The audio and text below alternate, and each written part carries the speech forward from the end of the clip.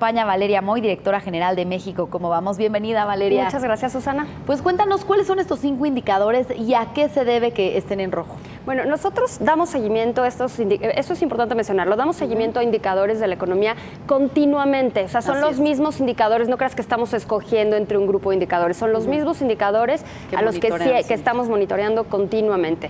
Lo que hacemos normalmente cuando hay elecciones, tanto a nivel estatal como a nivel presidencial, es hacemos un corte. ¿Cómo estaba la administración, la que sea, cuando tomó el Estado o el país en este caso, y cómo cierra la administración, el Estado o el país en este caso? Entonces, lo que hicimos hoy fue presentar una foto de las variables económicas de cómo se están dejando en este momento en el sexenio. Entonces, tenemos diferentes indicadores, en algunos vamos mejor, en algunos vamos regular, en algunos estamos estancados. Evidentemente, nosotros tenemos una meta para cada uno de los indicadores, y la meta es ambiciosa. Y ese es el chiste de la meta. O sea, el chiste es tener meta, cualquier meta, el que sea, incluso los deportistas, si vas a poner una meta, pues tiene que ser una meta para la cual tengas que hacer un esfuerzo. No vas a poner una meta que muy ya baja, haces, ¿no? O sea, muy baja, porque entonces es autoengañarse. Entonces, claro que las metas de México, como vamos, son altas.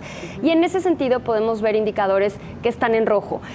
Podemos hablar de crecimiento económico, el crecimiento económico, y en este entorno de campaña electoral me parece importante recordarlo. En la campaña de Enrique Peña Nieto, en su momento, cuando estaba en campaña, prometió 1 y 1000 veces un crecimiento de entre 5 y 6%, ¿no? Ese era el número que se decía continuamente, y lo que podemos ver es que el promedio de crecimiento de esta administración fue 2.5%.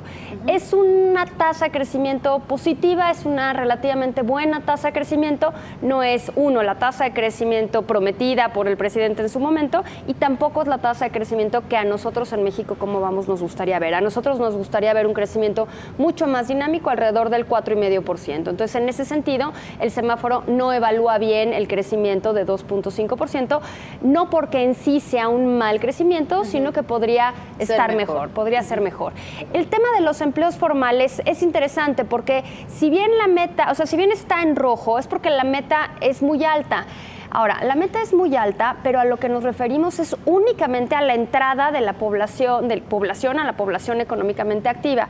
El país tendría que crear mes a mes 100,000 empleos. 100,000 empleos idealmente formales. Entonces, durante esta administración se han creado 3,492,000 empleos, que es un número muy alto. O sea, sí es una creación de empleos formales muy importante, la mayor desde que se tiene registro. Es una creación, es un dato muy positivo. Está en rojo porque no alcanza la meta del semáforo y se queda al 55% de la misma. Pero no quiero menospreciar este logro, porque es un logro bien importante.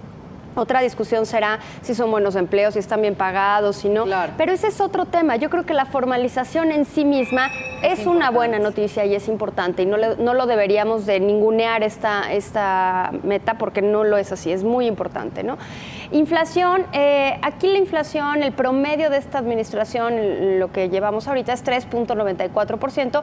La meta de México, ¿cómo vamos? Más que de México, ¿cómo vamos? Es en realidad la meta de Banco de México. Nosotros no podríamos tener una meta distinta a la que tiene Banco de México, ¿no? Entonces, en ese sentido, pues no estamos en verde porque estamos fuera de la meta. Empezamos a converger, empezamos a ver que la inflación empieza a acercarse poco a poco, paulatinamente al rango, pero recordemos que durante muchos periodos en esta administración, estuvo dentro del rango. Hubo incluso un momento donde se alcanzó la inflación más baja desde que se tiene registro. Entonces, ahorita tenemos una memoria de muy corto plazo. Entonces, ahorita nos quedamos con la inflación de 5%, que fue la que se anunció el lunes, pero en realidad tuvimos inflaciones muy bajas.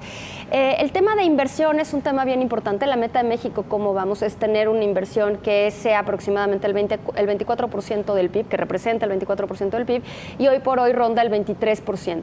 Es un buen dato. Ahí el semáforo está en amarillo. Es un buen dato. Nos gustaría ver más inversión, sin duda alguna.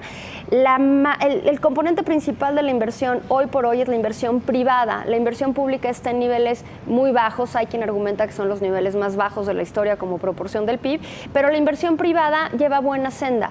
Creo que esto es bien importante tenerlo en cuenta y bien importante fomentar y dar las condiciones para que esta inversión no solo se mantenga, sino que podamos atraer más inversión. Y varios candidatos han hablado de esta importancia de invertir de manera pública en infraestructura, ¿cierto?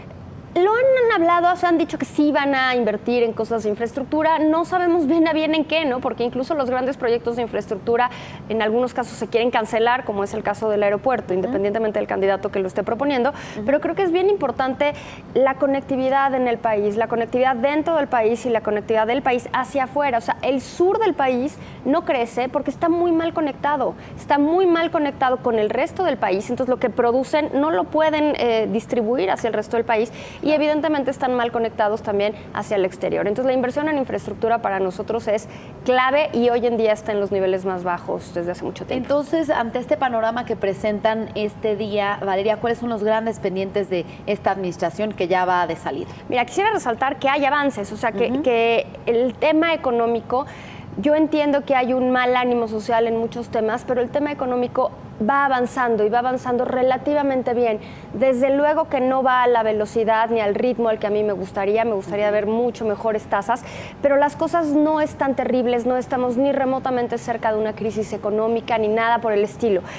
Lo que tendríamos que ver también es que tenemos Méxicos, muchos Méxicos distintos, y hay Méxicos que crecen de forma increíble. O sea, hay estados que están creciendo al 9%, al 7%, y que lo llevan haciendo así desde hace mucho tiempo, que llevan tasas de crecimiento sostenidas positivas durante muchísimos trimestres. Lo que pasa es que en promedio pues se baja al 2,5%, porque tienes estados en el sur que no solo crecen poquito, sino que decrecen. Entonces este sur del país está jalando el promedio hacia la baja. Entonces, lo que me parece importante como pendiente es que tenemos que unificar o de alguna forma tratar de que el país crezca a mejores tasas, pero esto se puede lograr si haces que ciertas regiones del país crecen a una tasa más dinámica, en particular el sur. Bueno, yo sé que esta pregunta que te voy a hacer depende mucho también de quién gane la presidencia de la República en nuestro país, pero ¿cuánto tardaría México en alcanzar las metas del semáforo económico que plantea México? ¿Cómo vamos? Pues mira, todo depende. Al paso que vamos, por ejemplo, la meta de pobreza, nosotros tenemos una meta de pobreza que sea una pobreza laboral de 20% de la población, que podríamos decir, oye, ¿por qué la meta no es 0? Y en realidad la meta la teníamos para disminuir a la mitad como está la pobreza ahorita.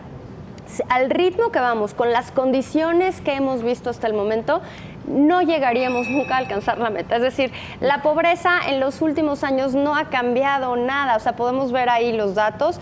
En el 2012 la pobreza laboral era 41.1% de la población y hoy es 41% de la población. Y si nos vamos a una serie de tiempo más hacia atrás, es básicamente el mismo dato. Entonces, la única forma de lograr que lleguemos a estas metas es cambiando las condiciones, y para cambiar esas condiciones lo que tiene que haber es crecimiento económico.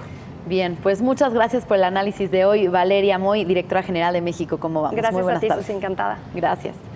Y nos vamos a otra información porque